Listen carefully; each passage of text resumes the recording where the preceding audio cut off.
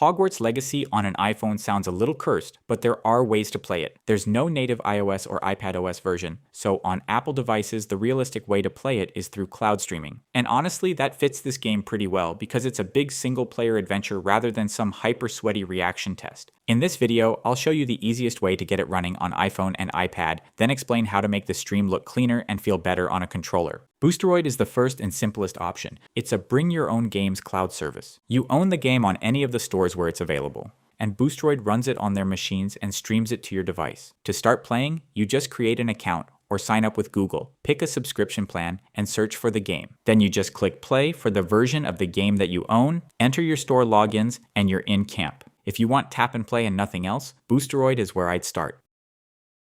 On Boosteroid, Hogwarts Legacy should translate pretty nicely to an iPhone or iPad screen. The game is visually rich, but it is not built around split-second competitive reflexes, so cloud play makes more sense here than it would in a Twitch shooter. Based on the mechanics, our own testing, and the reports that are out there, I'd say its latency sensitivity is medium. You still have dodge timing, protego timing, and camera movement to deal with, but once you settle in, the delay should feel manageable on a stable connection. The bigger challenge is image quality. Hogwarts Legacy has a lot of things that can make a stream wobble a bit, like fog, foliage, dark interiors, particle effects, and fast broom movement. On a phone or tablet, that's actually less of a disaster than it sounds because the smaller screen hides some of the mess, yet a few tweaks help a lot. On the Boosteroid side, start with 1080p at 60 frames per second if that is available, and use AV1 if your device and browser support it. That should keep the image cleaner at the same bitrate, especially in the forest and around Hogwarts at night. And of course, strong Wi-Fi still matters a lot, so stay on a solid 5G connection and avoid background downloads. Inside the game, turn off motion blur, film grain, chromatic aberration, and depth of field. Those effects are what usually impacts cloud clarity the most. Then use a controller, lower camera acceleration, bump sensitivity slightly,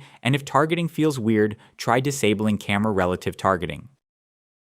Now here are some alternative cloud solutions that also support this game. GeForce Now is very similar to Boosteroid. It's the most popular cloud service and tends to be a bit more consistent than Boosteroid. However, that slightly more premium feel comes at a cost. GFN plans are significantly pricier than comparable Boosteroid offerings, and also many AAA titles seem to be missing from GFN's library that can be played in Boosteroid. Xbox Cloud Gaming is a catalog service. You stream what's in Microsoft's cloud library instead of logging into Steam. On iOS, it's typically used through a browser, and full access generally requires Game Pass. The main minus of xCloud is its region availability. This is one of the more region-dependent services, so if you aren't in a select few countries, you just won't have access to it. Amazon Luna is Amazon's cloud platform, and on iOS, it's commonly played through Chrome. What you can play depends on Luna's channels and subscriptions, not your Steam library. It's an okay option if your favorite games are in one of its channels, but if you own a specific title on Steam or Epic and want to play it on your iOS device, this isn't the option. Shadow PC is the next step up, a full Windows desktop in the cloud you can open from an iPhone or iPad. You install your launchers and the game like you are on a normal PC, then stream the desktop back. It's very flexible and works for lots of games and apps, but it costs more than Boosteroid and you have to look after that virtual Windows box. AirGPU is similar but pay per hour instead of a flat sub. You rent a virtual gaming PC, install the game, and connect from iOS with a client like Moonlight. Great if you only play occasionally, but if you play a lot,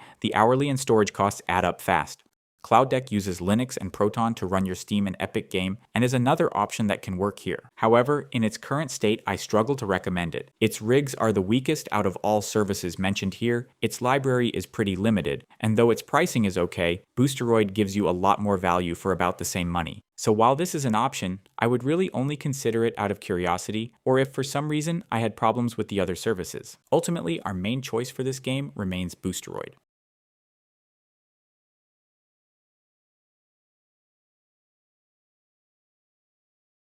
Whichever cloud route you choose, playing PC games with touch controls is mostly misery. We strongly recommend using a controller, and there's no shortage of controllers to use with an iPhone. My recommendation is getting a telescopic controller like a Backbone one or a Razer Kishi that turns your phone into a handheld, but you can also go with a full-size Bluetooth controller, especially if you want to AirPlay your phone's screen onto your TV. A quick side note here, if you do go for a telescopic controller, pay attention to compatibility. For iPhone 15 or newer, use USB-C controllers that explicitly list iPhone support. On iPhone 14 or older, you need Lightning models like Backbone One Lightning or Razer Kishi V2. Also avoid older Android-only USB-C grips. They may plug in, but many simply don't work properly with iOS. Now for the TV streaming option, if you'd rather play on a big screen, you can mirror your device with AirPlay to an AirPlay-compatible TV. For the lowest lag, plug your iPhone or iPad directly into the TV with a USB-C or Lightning to HDMI adapter and use your controller as normal. So on iOS, playing this game basically comes down to picking a cloud service that fits your budget and patience level, pairing a decent controller, and making sure your Wi-Fi is solid. And if you also have a Mac and want to play the game there too, check out the video that will now appear on your screen to view the options available there. Also, if you want to support our channel and want us to keep making these and other gaming videos for Apple users,